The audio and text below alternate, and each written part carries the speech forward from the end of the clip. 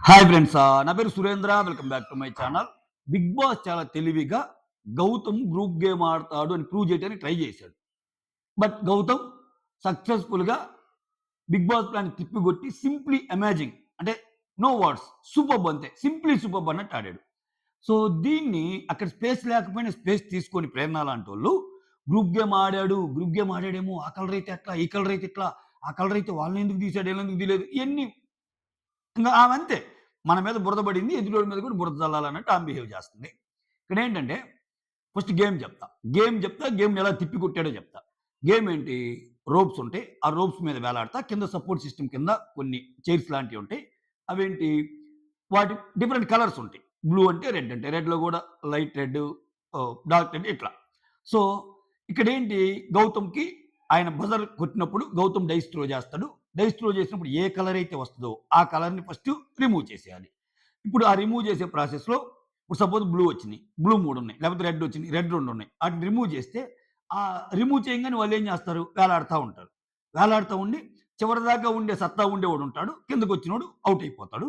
చివరిదాకా ఉండే సత్తా లేనోడు ఇంకొకరి సపోర్ట్ కూడా తీసుకోవచ్చు. ఆ పక్కన ఉన్న దాని మీద కూడా ఉండొచ్చు. అందుకే ఫస్ట్ రౌండ్‌లో విష్ణు ఎళ్ళిపోద్ది. సెకండ్ రౌండ్‌కొచ్చేసరికి గౌతమ్ ఏమో యష్మి దానికొస్తాడు. రోహిణి, రోహిణి దాని మీదకేమో ఈయనెళ్తాడు. ఎవరు? తేజ. ఇట్లా ఇద్దరిద్దరు కలిసి ఆడతారు. అందుకే చూడండి. ఎందుకని ఆ ప్రాసెస్‌లో పక్క దాని మీద కూడా నిలబడొచ్చు. అయితే ఇక్కడ ఏం జరిగిందంటే, ఇక్కడే గౌతమ్ చాలా సూపర్ ఆడాడు. ఎందుకంటే, అక్కడ ఇటువంటియన్నీ వస్తాయని చాలా, చాలా జెన్యూన్‌గా ఎళ్దామని చెప్పి ఏ కలర్ రిలేటెడ్ వాళ్ళ పేరు రాసేసుకున్నాడు. ఇంక ఇబ్బంది ఉండదుగా. డైస్ త్రో చేసినప్పుడు ఎంత కలర్‌లో చిన్న, చిన్న డిఫరెన్సెస్ ఉన్నా ఒక కలర్ మీద ఒక నేమ్ రాసుకున్నప్పుడు ఆ కలర్ రిలేటెడ్ వాళ్ళు తీసేయొచ్చు కదా! సింపుల్. దీంట్లో ఇంక పక్షపాతం ఏమి ఉండదు. ఓకేనా? సో, అయిపోయింది. గేమ్ అయిపోయేది. గేమ్ అయిపోయాక ఇక్కడ మళ్ళా ఏమో అట్లా చేయొచ్చు కదా! ఇట్లా చేయొచ్చు కదా! అంట ప్రేరణ. ఏం లేదు, బట్ట కాల్చి నెత్తి మీద ఎయ్యాల. అసలు ఆయన ఆడినాట్లో గ్రూప్ గేమే లేదు. నబీల్‌తో చెప్తా ఉంటది. నబీల్ చెవులు కొరుకుతా ఉంటది. ఏమో అదా, ఇదా, చూడు అసలు అట్ట చేసాడేమో, ఇట్ట చేసాడేమో అని. ఇక్కడ సింప్లీ లక్ అది. యష్మి నయం అట్‌లీస్ట్ అది లక్‌రా, అది ఫస్ట్ నిన్ను చేస్తాడనుకున్నాను నేను అది ఇది అన్నట్టు అంటది. సో, ఒక మనిషిని టెస్ట్ చేయటానికి ఇన్ని నిజంగా అక్కడ చూస్తే గౌతమ్‌కి ఒక కన్ను కూడా బాలేదు. అయినా still he is playing games. He is giving his best. ఇంత గ్రూప్‌ని తట్టుకొని, ఇంత గ్రూప్ గేమ్‌ని తట్టుకొని ముందుకెళ్తున్నాడు. సో, ఇటువంటి సిట్యుయేషన్‌లో గూడా ఛాన్స్ వచ్చిన ప్రతిసారి ఏదో ఒకటి ప్రూవ్ చేసి, ఏదో ఒకటి చేయాలన్నది ఈళ్ళ మతలబనమాట. ఇప్పుడు చూడండి, ఫస్ట్ విష్ణుప్రియ అయిపోద్ది. తర్వాత పృథ్వీ అండ్ యష్మి ఉంటారు. వాళ్ళ కలర్ వచ్చిన బట్టి తీసేసినప్పుడు యష్మి ఆబ్వియస్‌గా ఎక్కువ సేపు ఉండలేకపోద్ది. నెక్స్ట్ యష్మి ఎళ్ళిపోద్ది. తర్వాత పృథ్వీ ఎళ్ళిపోతాడు. ఓకేనా? ఆ తర్వాత లాస్ట్‌లో ఈళ్ళిద్దరు మిగులుతారు. రోహిణి ఎళ్ళిపోద్ది. టేస్టీ తేజ మిగులుతాడు. దాన్ని బట్టి పాయింట్స్ వస్తాయి. ఎలా వస్తాయి పాయింట్స్? విష్ణుకి 10 పాయింట్స్, తర్వాత యష్మికి 20, పృథ్వీకి 30, రోహిణికి 40, టేస్టీ తేజకి 50. ఇది ఆర్డర్ ప్రస్తుతానికి. సో, దీంట్లో ఈ గేమ్ తెలియక ముందే ఒక స్క్రిప్ట్ రెడీ అయిపోయింది. ఇంక చేసేద్దాం. అంటే అక్కడ బిగ్ బాసే కాదు. బయట పీఆర్ టీములకు కూడా ఒక రకమైన అంటే లీక్డ్ అప్డేట్ అంటే ఇప్పుడు గౌతమ్ వచ్చి వాళ్ళ నేమ్స్ రాసుకుంది, లేకపోతే నంబర్స్ రాసుకుంది. ఇయన్నీ తెలీదుగా. ఓ గేమ్ జరిగిందంట, ఇట్లా ఉందంట అన్నట్టే వస్తాయి లీక్డ్ అప్డేట్స్ ఇప్పుడొచ్చినా. అబ్బబ్బబ్బబ్బబ్బా! టేస్టీ తేజకి 50 వచ్చినియంటే గౌతమ్ ఏదో చేసుంటార్రా. గౌతమ్ పగబట్టార్రా అని అని రావాలి ఆయన మీదకి. బట్ అది రాదుగా. ఎందుకంటే ఆయన అంతే జెన్యూన్‌గా ఆడాడు. సో, ఇక్కడ జెన్యూనిటీ మ్యాటర్స్ ఎప్పుడైనా. సో, నేనదే చెప్తుంటా ఎప్పుడైనా సరే కర్మ అనేది ఒకటుంటదండి.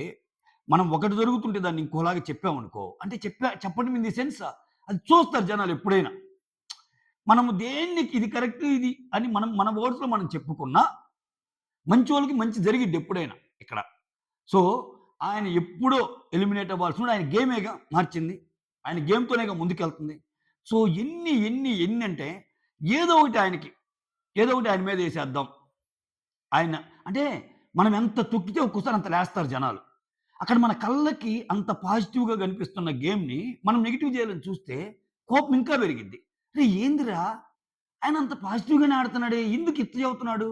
అసలు నెగెటివ్‌గా, అసలు సేఫ్ గేమ్‌గా ఆడతా, అసలు అసలు ఫేక్ గేమ్ ఆడతా, రివెంజ్‌ఫుల్ గేమ్స్ ఆడతా, అసల గ్రూప్ గేమ్స్ ఆడతా ఉండే వాళ్ళకేమో ఇంత, ఈయనకేమో ఇంత అన్న పాయింట్ వచ్చినప్పుడు ఆబ్వియస్‌గా ఇప్పుడు కొంచెం డిఫరెన్స్ ఉండొచ్చు. గౌతమ్‌కి, నిఖిల్‌కి మధ్య. నిఖిలే ఎక్కువ ఉండాలనుకుందాం. ఎందుకంటే వాళ్ళ ఇగో సాటిస్ఫై చేయడానికి మనం మాట్లాడదాం. నిఖిలే ఎక్కువుంటాడు. అయినా గాని మనం కూడా గట్టిగా చెప్దాం. నిఖిలే ఎక్కువున్నాడు అని. ఇప్పుడు హ్యాపీ అవుతారు వాళ్ళు. ఓకే. ఉన్నా ఇటువంటి ఇన్సిడెంట్స్ వల్ల రాను రాను రాను రాను ఏమైద్దంటే ఖచ్చితంగా గౌతమ్ గ్రాఫ్ పెరిగిద్ది. ఎందుకంటే ఇప్పుడేందంటే, ఇప్పుడు దాకా జరుగుతున్న గ్రూప్ గేమ్‌ని మొత్తం సినారియో మారిపోయింది. ఏమంటున్నారిప్పుడు? నేను సోలో, నేను సోలో, నేను సోలో, నేను ఇండివిడ్యువల్, నేను ఇండివిడ్యువల్, నేను ఇండివిడ్యువల్, నేను ఇండివిడ్యువల్ గేమ్. ఇప్పుడు ఇంత పెద్ద గొడవ జరిగి, మళ్ళా ఇప్పుడు 'యష్మికి, నిఖిల్‌కి' ఇంత పెద్ద గొడవ జరిగితే వచ్చాక నిఖిల్ నీదేం తప్పు లేదు. బయటోళ్ళేదో అన్నా గాని నేనక్కడే నిన్ను సమర్థించాల్సింది. సో, నీ తప్పు లేదని చెప్పి ఒక క్లారిటీ ఇచ్చి అక్కడ క్లారిటీ ఆమె 'యష్మి' హౌస్‌మేట్స్ అందరికి ఇచ్చినట్టు కాదు. జనరల్ పబ్లిక్ గూడా ఇచ్చినట్టు. ఇక్కడ నిఖిలేమో లైట్ తీసుకోలే ఇక్కడ నీ వల్లే ఇదయిందని గాదు గానీ, ఓకేలే ఇంకా అన్నట్టు ఆయనని. సో, ఇదంతా ఏంది? నేను అందుకే జెప్పా. బయట thank you so much Sonia for supporting hour Yashmi అని జెప్పి వాళ్ళ ఫ్యాన్ పేజ్ పెట్టినా, థాంక్ యూ సో మచ్ అని ఇంకోళ్ళ పేరు పెట్టినా, ఏముండదు. ఎవరికనిపించిందో వాళ్ళు చెప్పినా, వాళ్ళు మళ్ళా మేము సర్వసభ్య సమావేశం ఏర్పరచుకుంటాం. మేమంతా ఒకటే అనే టైప్‌లోనే కొనసాగుతుంది. విచిత్రం ఏందంటే గేమ్ భలే నచ్చుతుంది జనాలకి. నిజంగా అప్రిషియేట్ చేయాలి. అంటే వాళ్ళొక మంత్రం వేశారో, మాయేశారో తెలీదు గానీ, ఏ రేంజ్‌లో నచ్చుతుందంటే ఈళ్ళ గేము, 12వ వారం గూడా అరే! ఈళ్ళుండాలి. ఈళ్ళని టార్గెట్ జేస్తున్నారు. అసలు ఈళ్ళని గ్రూప్ గేమ్ అంటున్నారు గానీ, ఈళ్ళది గ్రూప్ గేము. ఇక్కడ క్లియర్‌గా తెలుస్తుంది గ్రూప్ గేమ్. గ్రూప్ గేమ్‌కి డెఫినిషను చాలా నీట్‌గా చెప్తున్నారు. నామినేషన్స్ బట్టి అది గాదు. ఇప్పుడెప్పుడు గౌతమ్ మీరు గమనించండి. నామినేషన్స్‌లో మీరు వాళ్ళనెయ్యారు, ఈళ్ళనెయ్యారని ఆయనెప్పుడు అనలా. కానీ ఒక సపోర్ట్ అవసరమైనప్పుడు, ఒక మోరల్ సపోర్ట్ అవసరమైనప్పుడు, ఒక గేమ్‌లో అవసరమైనప్పుడు ఎవరెవరికి చేస్తున్నారనేది క్లియర్‌గా అర్థమైంది. ఒకరితో ఆర్గ్యుమెంట్ అయినప్పుడు మిగిలిన వాళ్ళందరూ కలిసి రావటం. ఇవి గదా! సో, నామినేషన్స్ ఆయనేస్తే నన్నేస్తున్నావని ఆయనెప్పుడు అనలా. ఇంకా ఆయన ఎక్కువ నామినేషన్‌లో ఉండటానికి ట్రై చేస్తాడు. సో, ఇటువంటియన్నీ వేసి ఒక ప్లేయర్ మీద జస్ట్ అంటే మనకెలాగో అంటింది మనక, ఇతని మీద కూడా ఎసేద్దాంరా. అప్పుడేమో ఇది ఈక్వల్ అయిపోద్ది. బట్ జనాలు చూస్తున్నారు. లాస్ట్ టైమ్ సీజన్‌లో 'స్పై'లో శివాజీ గారు చెప్పినట్టు, "ఏయ్! మనం ఏం చేసినా జనాలు చూస్తుంటారు. అది గుర్తుపెట్టుకోండి. జనాలు అమాయకులు గాదు. జనాలు చూస్తుంటారు" అని.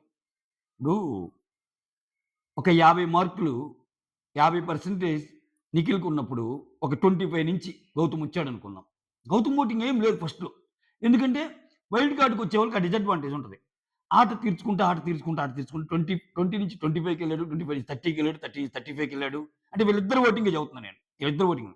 ఇప్పుడు నువ్వా నేనా 50, 50 అన్నట్టు. సరే 52 ఆయనకుంటే 48 ఉంది. ఓకే. నిఖిల్‌కి 51 ఉంటే ఈయనకి 49 ఉంది. పోనీ నిఖిల్ ఫ్యాన్స్ లాంగ్వేజ్‌లో చెప్పాలంటే నిఖిల్‌కి 99 ఉంటే ఈయనకి 1 ఉందనుకుందాం. అంటే వాళ్ళు అట్నే మాట్లాడతారు. అసలు అందనంత దూరం అంటారు. సో, రియాలిటీ ఏందంటే నిఖిల్‌తో ఆల్‌మోస్ట్ ఈక్వల్‌గానే ఉన్నాడు. మీరెవరు నమ్మొద్దు బయట. ఇదంతా ఏందంటే ఒక కైండ్ ఆఫ్ ప్రచారం అంతే. నేను ఫస్ట్ నుంచి చెప్తున్నా. లేని ఓటింగ్‌ని క్రియేట్ చేసి చెప్తున్నా. రియాలిటీలో ఓటింగ్ వేరుంటది. ఖచ్చితంగా వేరుంటది. శ్రీహాను అండ్ రేవంత్‌ది కూడా చూసారుగా అప్పుడు. లాస్ట్‌లో బాంబ్ పేల్చారు. అసల రేవంత్‌కి ఎప్పుడు పెట్టినా టాప్ వచ్చేది. కొన్ని కొన్ని చెప్పలేము మనం ఎట్లా జరుగుద్ది ఏంటి అనేది. ఓకేనా? సో, ఇక్కడ సేమ్ అదే ప్యాటర్న్‌తో ముందుకెళ్తుంది. ఇటువంటి ప్యాటర్న్‌లో 15, 20 తెచ్చుకొని, 25, 25 తెచ్చుకొని, 25, 30 తెచ్చుకొని, 35, 35 తెచ్చుకొని, 35, 40 తెచ్చుకొని, 40, 45 తెచ్చుకొని దగ్గరికి పోయిన గౌతమ్‌కి ఆ 2, 3% గ్యాప్ ఉన్నా అది దాటం ఏమన్నా కష్టమా? అసాధ్యమా? కాదుగా. కాదుగా. సో, అది మనలాంటి గేమ్ చూసేవాళ్ళు గేమ్‌లో పాయింట్స్ అర్థమైతే ఉంటాయి. సో, ఇక్కడేందంటే ఒక పెద్ద ఇలకిత మఫిలే జరుగుతుంది. దాన్ని కొంచెం మీరు జాగ్రత్తగా ఆలోచిస్తే గేమ్ అర్థమైద్ది మీకు. మీకేందంటే కొంతమంది చాలామంది గేమే చూడకుండా, అయ్యో! పాపం జరిగిపోతుందంటరా అటు. అయ్యో! ఇతను చాలా కన్నింగ్ గేమ్ ఆడుతున్నాడంటరా. అయ్యో! ఏం ఆడాడు? గౌతమ్ ఎప్పుడన్నా ఏడ్చాడా ఇంట్లో? నాకు ఓట్లేయండని ఏడ్చాడా? ఆయన ఎప్పుడు ఏడ్చాడు? ఫస్ట్‌లో అశ్విత్ దాని మ్యాటర్‌లో ఏడ్చాడు. తర్వాత మీరేమైనా అనుకోండి బయ్. నేను ఇంక నే నే నేను నేను క్లియర్. మీరెన్నైనా తిట్టుకోండి అన్నట్టే ఆడాడు గానీ, ఎప్పుడు ఏడవలేదుగా. ఉరిక్కుమంటే ఏడ్చేదెవరు? ఏడ్చే బ్యాచ్ తెలుసుగా మీకు. చెప్పాలా? పాయింట్ లేనప్పుడు ఏమి ఏడుస్తది. ఇంట్లో వాళ్ళు సజెషన్స్ ఇచ్చినప్పుడు ప్రేరణ ఏడుస్తది. పాయింట్ లేనప్పుడు యష్మి ఏడుస్తది.